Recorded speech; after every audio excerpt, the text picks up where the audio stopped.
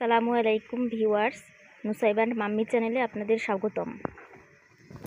আমরা অনেক সময় মাছ একটু বেশি মরে গেলে বা নষ্ট হয়ে গেলে ওটা আমরা ফেলে দিই। ফেলে না দিয়ে এটা দিয়ে বানানো যায় দারুণ একটা রেসিপি। আমাদের পুকুরে পানি নষ্ট হয়ে যাওয়াতে কিছু মাছ মারা গিয়েছিল।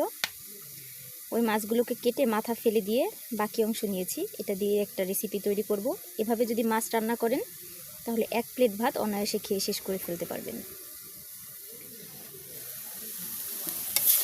এর জন্য আমি পেঁয়াজ, আদা, রসুন, জিরা বাটা এগুলো কড়াইয়ে দিয়ে এর সাথে হলুদ মরিচ দিয়ে ভালোভাবে মিশিয়ে নিচ্ছি। লবণ দিয়ে এখন দিয়ে দিব এর ভিতরে তেল।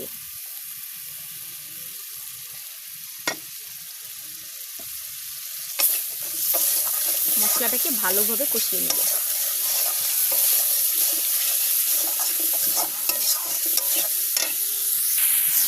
মশলা কষানো মশলার ভিতরে মাছগুলো দিয়ে দিব।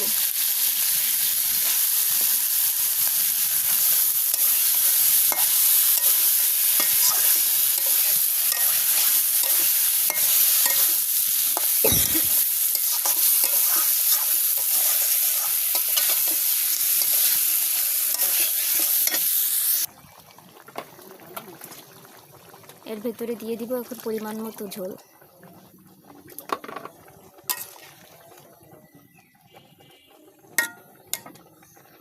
মাছগুলো যখন সিদ্ধ হয়ে যাবে তখন এই কাঁটাটা ছাড়িয়ে নেব।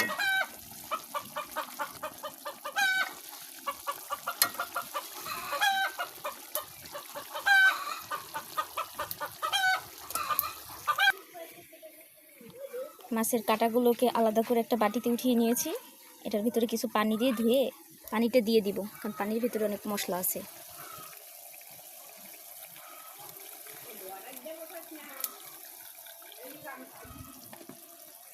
এর ভিতরে দিয়ে দিব কয়েকটা কাঁচামরিচ।